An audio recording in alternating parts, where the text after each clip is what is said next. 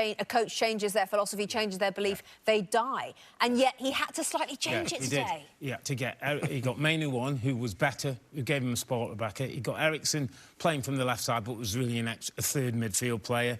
And as soon as we got the team sheet back, we looked at him and said, Casemiro and Ericsson in the middle of the park, worry. And he's got to have to look back at that and say, did I get that right? And I don't think he did. I don't think in any way he could say he didn't have the athleticism, didn't have the capacity to go toe-to-toe with the 3 Newcastle players who won the game.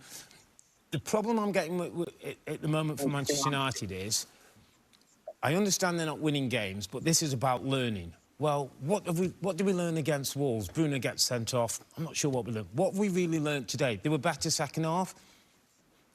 Newcastle dipped off a little bit and United were a little bit better because of circumstances, but it's not great. It's mediocre at very best. So, of the players that he's got and the tests that are going on, how many are we starting to get to a conclusion on?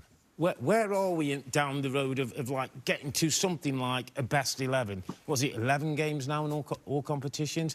We should be getting a feel of where we are at the moment. It still feels like lots of balls are up in the air. I mean, give me some names that he would keep. Ahmad, Garnacho, Bruno, the goalkeeper. Would they do better, this Manchester United team, Tim, if he did change his system, do you think? Slightly. I mean... So it's not the system, it's the players? No, it's not the system. The system is a bit of a get-out. Yeah, the players just are... I mean, I looked at it today, Rashford, Yaro, Mainu, Garnacho, those are probably his 4 best players. They started on the bench, you know, and so he's... It's taken far longer to work this out. Look, I think I've always stood by the fact they need to trim some of the fat, get some players out in January, which will be difficult, get a couple in. Certainly an overhaul in the summer.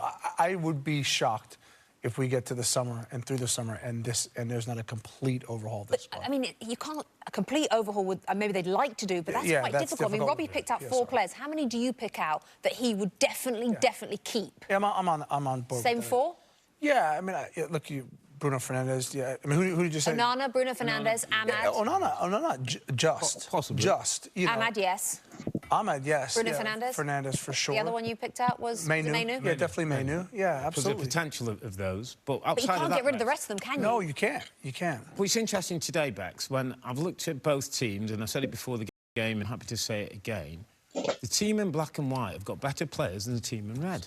Far better players. So systems and how you play and all that goes into it. But the black and white team are better, were better coached, had more energy, wanted to go about their business, and you see the kind of run they're on. And talking about Newcastle, it was a bit of a stop-start first sort of quarter of the season, wasn't it? Mid-table at one point, and people saying, oh, has Eddie gone so far with this team? He's refreshed them, they've come again, they've had their injuries that they've dealt with, and that looks like a proper team. You see him at the end, that looks like proper team spirit. We've said this over and over. I mean, you can't give Eddie Howe enough credit. He's a fantastic manager. He's got some good players, but, I mean, the profile of this team, the way they go about their business, the way they run and charge around and defend and get at it, it's a fantastic team. OK, congratulations to Newcastle United. Loads more to come on Golden, but we're going to take you back to our commentary team. Lee Dixon alongside John Champion. Gentlemen, they're giving us about 4 names as we start to go through this squad. Good luck to Ruben Amorim getting rid of about 20 players in the summer, by the way. Yes, yeah, my concern at the moment is for my colleague here, who spent the evening being so angry. How are you at the moment? I'm OK. You calm down? Yeah, I mean, it's football. You know, we can get emotional about it, and I do get emotional when I see players not doing their best. Not so much, we all have bad games, we all do things, make mistakes, but they're just the basics. I said in commentary, you've got to go back to basics. And I get what Amorim's saying about this is who I am, this is my style, and I don't blame him for not changing. He wants to win games, he can tweak it, as Tim said. But ultimately, George Graham played 4-4-2. Arsene Wenger played 4-4-2, no other shape. That's what he played. And he fit the players into that system because he had a lot of good players. These players have got to go home tonight and all look at themselves and go, right, in front of the mirror, did I do my best? I made a few mistakes. Did I give everything for the shirt that I'm wearing? And majority of them say no. I felt sorry for Højlund. I felt sorry for Kirksey going off like he did and getting clapped by his own supporters. Yeah. I've never seen that at Old Trafford. So the fans have turned against him. Amorim's got a massive job, the boys have already said, and keeping 4 of them, I think that's quite quite a lot. But, I mean, you say what the players should be doing. On the evidence of what we've seen so far, that's not happening. So where do they go from here? Well, that's the point. He needs time. If the players can't fit into his system and they're not doing good enough, he can't change them all at once, because that can't just happen, because there's a lot of them out there. So he's got to go through this process till the end of the season, and then he'll have 2 transfer windows. By the end of the summer, he'll have a team when he start again next season that he can say, oh, that's more or less, you know, going on the way to that. I'll give you 10 seconds to say something positive. Smile and say something nice about Newcastle. Brilliant.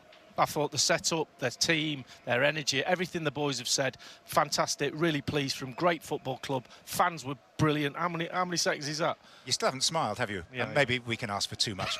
So Alexander Isak got one of the vital goals tonight. 6th Premier League game in a row in which he's been on the score sheet. So let's hear from him down in the tunnel. Alex, your performance, especially in that first half, was devastating.